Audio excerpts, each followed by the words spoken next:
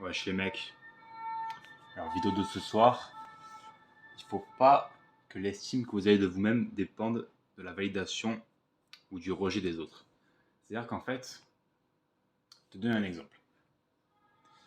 Moi la dernière fois, j'étais allé en mode de nuit, tu vois, au bazar, Palmeraie, à Marseille. Et je m'étais fait emballer à l'entrée parce que j'avais un faux pass sanitaire. Donc c'était en 2022, début d'année je crois. Qu'est-ce qui se passe quelques mois plus tard, donc dans la même année, pendant l'été? Je travaille là-bas en tant que RP.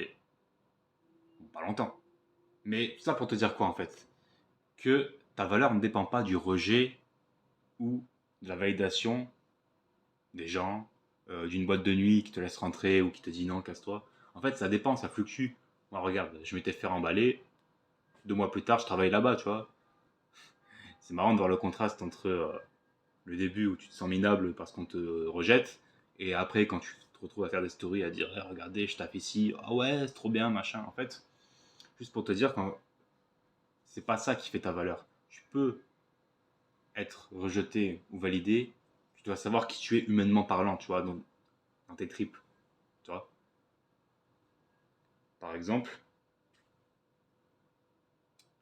comme disait Khabib Nurmagomedov, un grand combattant MMA que j'aime beaucoup, même si j'ai une petite préférence pour Conor McGregor, bien sûr, il disait quoi? Il disait win or lose, I know who I am. En fait, il a tout résumé. Que je perde ou que je gagne, je sais qui je suis. Le mec s'en fout, enfin, il s'en fout pas, mais qu'il perde un combat ou qu'il gagne, humainement parlant, il n'a rien à prouver en fait. Il sait qui il est, tu vois ce que je veux dire? En fait, c'est pareil. Tu dois pas avoir une image de toi qui fluctue en fonction des événements extérieurs.